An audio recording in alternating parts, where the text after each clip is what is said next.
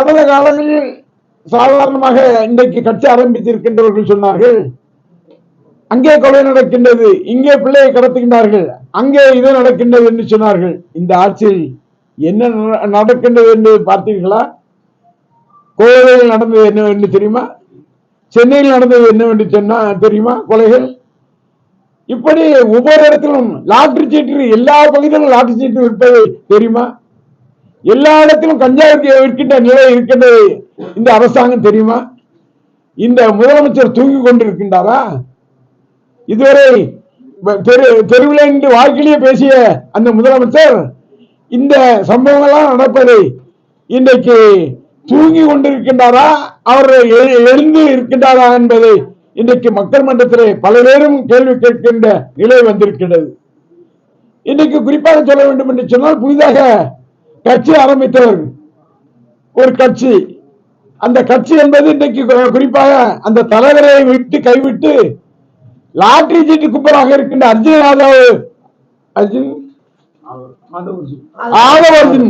ஆதவர்ஜுன் தான் இந்த கட்சியை கைப்பற்ற போகின்றாரா என்று அந்த கட்சிக்காரர்கள் பேசிக் கொள்கின்றார்கள். அந்த கட்சிக்காரர்கள் உஷாரா இருக்கணும். எப்படி லாட்டரி சீட்டு பணத்தை இன்னைக்கு தமிழகத்தில் ஊடுருவ விட்டு இங்கே தமிழகத்தில் ஒரு பொம்மையான ஒருவரை உட்கார வைத்து விட்டு ஆட்சி நடத்தலாம் என்று கனவு காண்கின்ற நிலைகள் ஏற்படுகின்றது.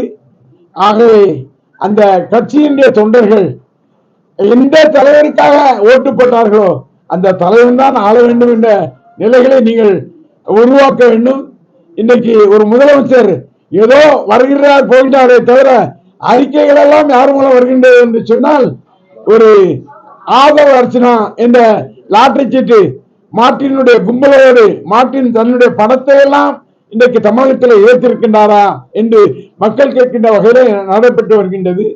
வெகு சீக்கிரத்தில் சொல்ல வேண்டும் என்று சொன்னால், லாட்டரி சீட்டும் தமிழ்நாட்டில் வந்துவிடுவோம் என்ற அச்சம் எங்களுக்கும் இருக்கின்றது, மக்களுக்கும் இருக்கின்றது.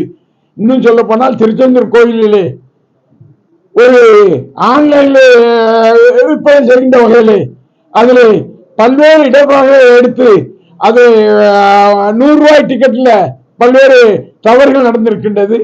தவறுகள் நடந்திருக்கின்றது என்று சொன்னால் எந்த ஆட்சி இந்த ஆட்சி என்பதில்லை, கோயிலில் தவறு நடந்திருக்கின்றது. அந்த கோயிலில் தவறு நடந்தது அந்த அதில் இருக்கின்ற அதிகாரிகள் ஜேசியிலிருந்து அத்தனை பேரையும் இன்றைக்கு கடுமையாக ஆய்வு செய்து அதற்கான நடவடிக்கைகளை இந்த அரசாங்கம் எடுக்க வேண்டும் என்ற கோரிக்கை. ஏனென்று சொன்னால், புதிதாக வந்த அரசாங்கம் புரியாமல் இருக்கின்றார்கள் என்று சொல்கின்ற வகையில் இல்லாமல் எவ்வளோ செய்திருந்தாலும் எந்த அதிகாரி செய்திருந்தாலும் அவர்கள் மீது திருச்செந்தூர் அருள்மிகு சுப்பிரமணிய சாமி கோயிலில் நடைபெற்ற அந்த நிகழ்வுகளை நாங்கள் எடுத்து சொல்ல கடமைப்பட்டிருக்கின்றோம். அதுபோல நேற்றைய தினம் கன்னியாகுமரி மாவட்டத்திற்கு சென்று அங்கு ஒரு கல்யாண வீட்டுக்கு சென்றேன். வழியில் பார்த்தால் 250 லாரிகள் வழியில் நெருங்கி நிற்கின்றது. அந்த லாரியில் இருக்கின்றவர்களை கூப்பிட்டு சொன்னால், நாங்கள் 3 நாளாக காத்திருக்கின்றோம், எங்களுடைய அதிகாரப்பூர்வமான எல்லா பில்லும் இருக்கு, எல்லாம் இருக்கு, அதான் எம்சாண்டோ ஜல்லியோ கொண்டு போனோம்னா இங்க பொறுத்துதான் போனோம் சொல்லி 250 லாரியை வருஷம் நிறுத்தி விட்டு 3 நாள் 4 நாள் அந்த டிரைவர்கள்லாம் தவிக்கின்ற வகையிலே, அந்த தொழில் செய்கின்றவர்களாம் தவிக்கின்ற வகையிலே, அந்த தொழிலாளர்களாம் தவிக்கின்ற வகையிலே இந்த அரசாங்கம் கடந்த கால அரசாங்கம் தான் செய்தார்கள் என்று சில பேர் சொன்னாலும், எந்த அரசாங்கம் சொன்னாலும் உடனடியாக அதை நிவர்த்தி செய்வதற்கு தமிழகத்தினுடைய முதலமைச்சர் இருக்கின்ற மரியாதைக்குரிய ஜோசப் விஜய் அவர்கள் அதிலே கவனம் செலுத்த வேண்டும். அந்த கன்னியாகுமரியில் நடைபெறுகின்ற இடர்பாடுகளை கன்னியாகுமரிக்கென்று தனி சட்டத்தை போட்டு அங்கிருக்கின்ற எஸ்பி அவர்கள் செய்கின்றார் என்று சொன்னால், அங்க இருக்கின்ற மாவட்ட ஆட்சித்தலைவர் என்ன செய்கின்றார் என்ற கேள்வியை மக்கள் கேட்கின்ற நிலை இருக்கின்றது. மக்களையும் காப்பாற்ற வேண்டும், தொழில் செய்கின்றவர்களையும் காப்பாற்ற வேண்டும். அதுபோல கேரளாவுக்கு செல்கின்றது சொன்னால், கேரளாவுக்கு செல்வதற்கு தனி அனுமதி வாங்குகின்றார்கள். அந்த அனுமதி மூலம் தான் செல்கின்றார்கள். அனுமதி மூலம் செல்கின்றார் என்று சொன்னால், கேரளா என்பது இந்தியாவுடைய ஒரு அங்கம் தான், இந்தியாவில் இருக்கின்ற ஒரு மாநிலம் தான், ஏதோ பாகிஸ்தானில் உள்ள மாநிலம் அல்ல. எதுவாக இருந்தாலும் அந்த அரசாங்கத்தோடு பேசி, இந்த அரசாங்கம் பேசி, இந்த பொருள் அங்கு வருகின்றது, அந்த பொருள் வருகின்றது, நீங்கள் அதை செய்யுங்கள் என்று பேசுவதை விட்டுவிட்டு தடை செய்கின்றவர்களை, வியாபாரம் செய்கின்றவர்களை, அந்த தொழில் செய்கின்றவர்களை எடுக்கின்ற வகையில் இன்றைக்கு அங்கே கன்னியாகுமரியில் நடைபெறுகின்றது. அதை இந்த அரசாங்கம் இன்றைக்கு வாயிலேயே பேசுகின்ற ஆதவ் அர்ஜுனா அதை கவனத்தில் எடுத்துக்கொண்டு அதற்கான நடவடிக்கைகளை எடுக்க வேண்டும் என்ற வகையில் இன்றைக்கு திருச்செந்தூர் சட்டமன்ற உறுப்பினர் மட்டுமல்ல, கடந்த காலம் அமைச்சராக இருந்தவன் என்ற முறையில் அதை வலியுறுத்தி சொல்கின்றோம். அதை கவனம் செலுத்த வேண்டும். இன்றைக்கு கொலை, கொள்ளை, கற்பழிப்பு அத்தனை நடக்கின்றது என்று சொன்னால் இந்த அரசாங்கம் இருக்கின்றதா தூங்குகின்றதா என்பதை இன்றைக்கு மக்கள் கேட்கின்றார்கள். யாராவது கேள்வி கேட்கணும் கேளுங்க. இருக்கட்டும், கிரஷர்ல இது பண்றான் தேவை. இன்னைக்கு லண்டன்ல இருந்து ஒரு பொருள் வருதுன்னா இங்க தேவைக்கு வருது, சைனால இருந்து ஒரு பொருள் வருதுன்னா இங்க வருது. அது வேண்டாம்னா நம்மளுடைய அரசாங்கம் தடை பண்ணுது. அதே மாதிரி திட்டமிட வேண்டும். கேரளா மாற்று மாநிலம் இல்ல, நம்ம இந்தியாவை சேர்ந்த மாநிலம் தான். இங்க இருக்கின்ற காய்கறிகள், விளைகின்ற காய்கறிகள் அங்கதான் விற்பனை ஆகுது, அங்கதான் அதிகமா இது பண்றாங்க. இங்க இருந்து கோழி போகுது, அதெல்லாம் போகுது. அதனால அந்த மாதிரி இருந்ததா அரசாங்கம் கூப்பிட்டு இந்த பொருள் இங்க இருந்து தான் போகுது, நீங்களும் உங்களுடைய மலைகள்லாம் இருக்கின்றது, அந்த மலைகள்லாம் பயன்படுத்தி அதை செய்யுங்கள், இங்க இருக்கின்றவர்கள் பாதிக்கப்படுகின்றார்கள் என்பதை இந்த அரசாங்கம், இங்க இருக்கின்ற அதிகாரிகள் அதை சொல்ல வேண்டும்.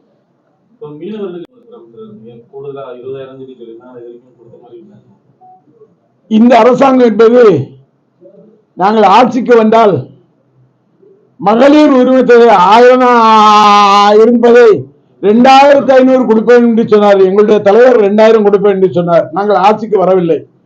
2500 கொடுப்பேன் என்று சொன்னால் இந்த 1000 கொடுப்பதையும் எங்களுடைய இளம் தலைவராக இருக்கின்ற மரியாதைக்குரிய இனிய சகோதரர் உதயநிதி ஸ்டாலின் அவர்கள் தான் 1000 கொடுக்க வேண்டும், அந்த மக்களை ஏமாற்ற விடாதீர்கள் என்று வலியுறுத்தினால் தான் 1000 கொடுத்தார்கள். ஆனால் கொடுக்க வேண்டும் என்று சொன்னால் 2500 கொடுக்க வேண்டும். இன்றைக்கு மீனவர்களுக்கு 20000 கொடுப்பேன் என்று சொல்லி இருக்கின்றார். 20000 கொடுப்பாரா? நடக்குமா? அது மட்டுமல்ல, மாமன் என்னது மாமனா மாமஞ்சீரு, மர்மஞ்சீரு, பட்டுச்சேலை, இங்க இருந்து பெண்கள் எளிதாக பஸ்ல போலாம்னு மெட்ராஸுக்கு போலாம். மெட்ராஸுக்கு இல்ல, மதுரைக்கு போலாம், சேலத்துக்கு போலாம், எங்க வேணாலும் ஏறி போலாம். எப்படி ஏமாற்ற வேலை? இந்த ஏமாற்ற வேலை மாயை நம்பிதான் இன்றைக்கு மக்கள் வாக்களித்திருக்கின்றார்கள். இதற்கெல்லாம் அவர்கள் எங்களுக்கு சட்டமன்றத்தில் பதில் சொல்லக்கூடிய நிலை இருக்கின்ற, சட்டமன்றம் கூடுகின்ற போது நாங்கள் கேட்கின்ற கேள்விகளுக்கு அவர்கள் பதில் சொல்ல வேண்டும்.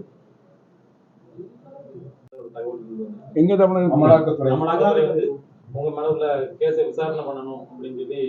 எந்த இதா இருந்தாலும் கோர்ட்டு தான் முடிவு பண்ணணும்.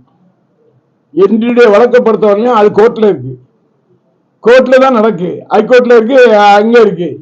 இடியில எல்லாம் ஒன்னும் வலியுறுத்தல.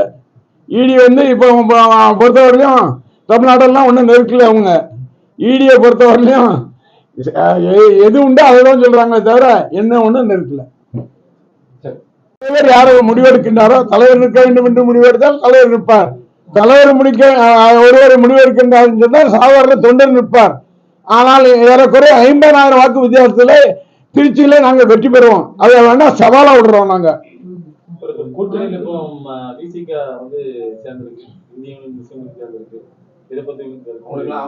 அவங்க எல்லாம் அங்க போய் சேர்ந்ததுல ரொம்ப சந்தோஷம், வாழ்த்துக்கள் அவர்களுக்கு. வேற எதுவும் வேணுமா?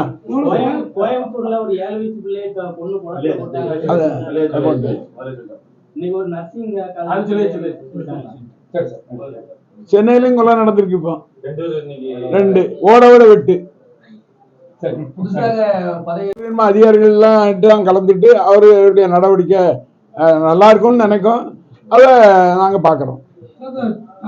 தொண்டர்கள் ஒவ்வொரு கடையிலையும் ரேஷன் கடை, சுகாதார நிலையம் ஆய்வு பண்ணிக்கிட்டே இருக்காங்க. இல்ல, அவருடைய தலைவர் ஒருவேளை ஆய்வு பண்ண சொன்னாலும் சொல்லியிருப்பாரு, தனியா போய் ஆய்வு பண்ணுங்கன்னு. ஒருவேளை யாதவ் அர்ஜுனா ஆய்வு பண்ண சொன்னாலும் சொல்லியிருப்பாரு.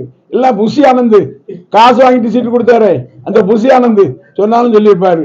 அந்த வழியா அந்த பையங்க விவரம் தெரியாம பண்றாங்க. சரி.